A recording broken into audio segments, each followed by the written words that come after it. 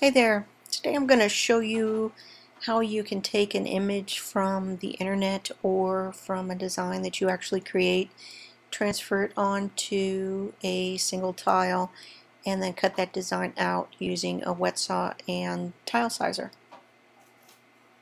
As you can see, I use one of those, I think it's a dry eraser type pencil, transfer it onto the tile.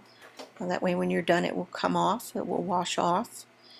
And basically you start by cutting away the excess tile, and then you go in and start to make the more intricate cuts, and tilesizer helps you do that by allowing you to keep your fingers away from the blade as well as to give you a better handle as you manipulate it around the wet saw as it moves.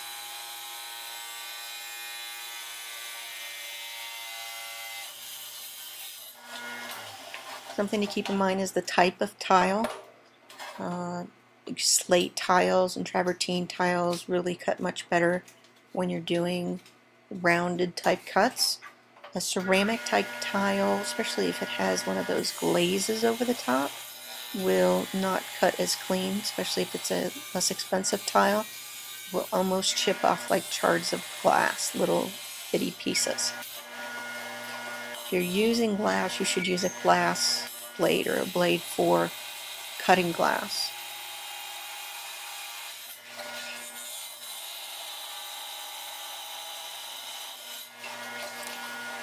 This project actually took me 20 minutes. I advanced the speed on the video 2 times so that it would come in under 10, and that was the only purpose for that. You always want to wear glasses when cutting tile because, as you can see, little little remnants will discharge during the process.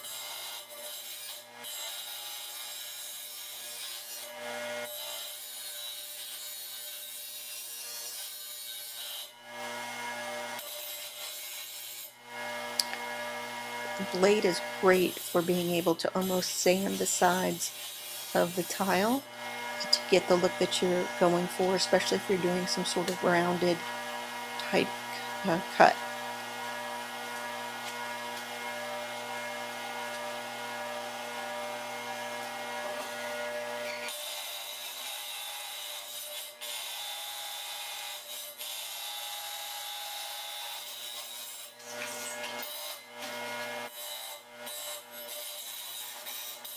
Again, just shooting for a very rough cut at this point, and then we'll go in at the end and make it much smoother.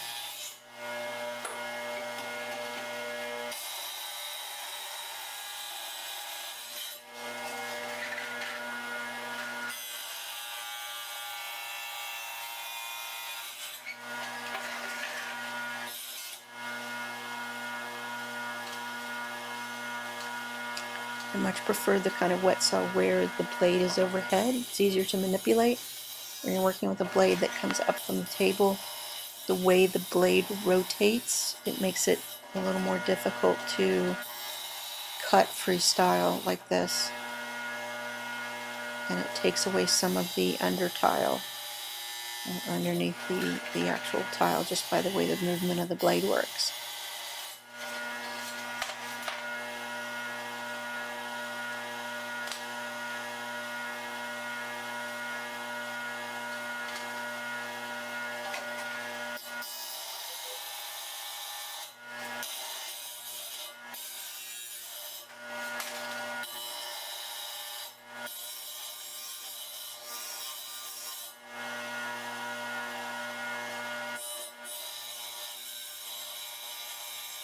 You can do this with any type of design. I chose Mickey because I am a Disney fan, and because I had lunch with a friend who worked from Disney today, and it was on my brain.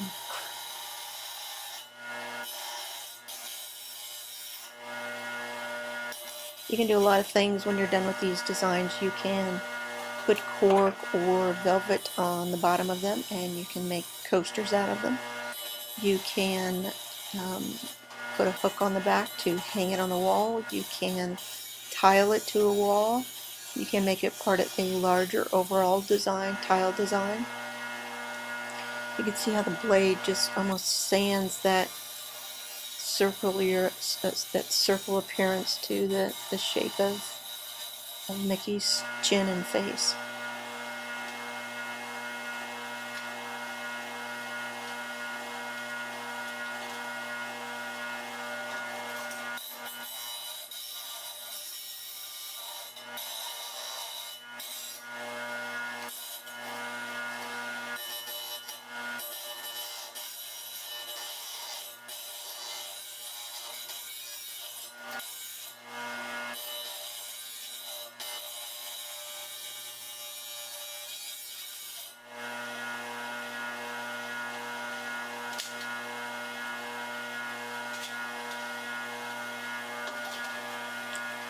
Here's where we do something that's more of a notch cut, or some people call it a three-sided cut, where you're kind of digging out tile when three sides already have existing tile on it.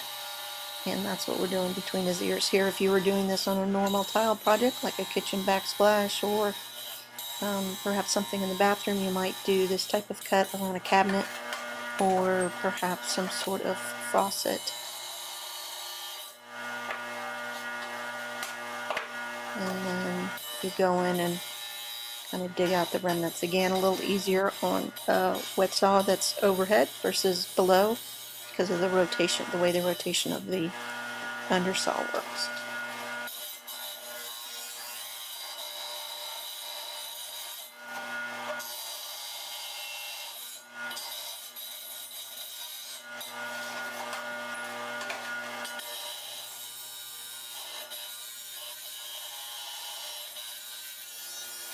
You can see his ears start to take shape here.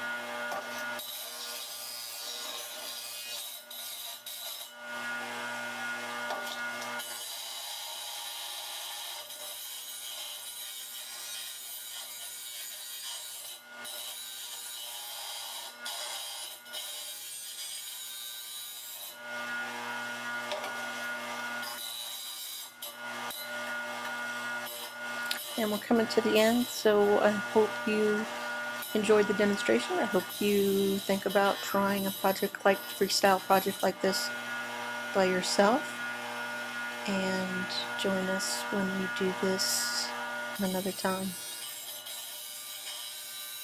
Mickey's ears, rounding them out, smoothing them down, and that's it. Thanks again.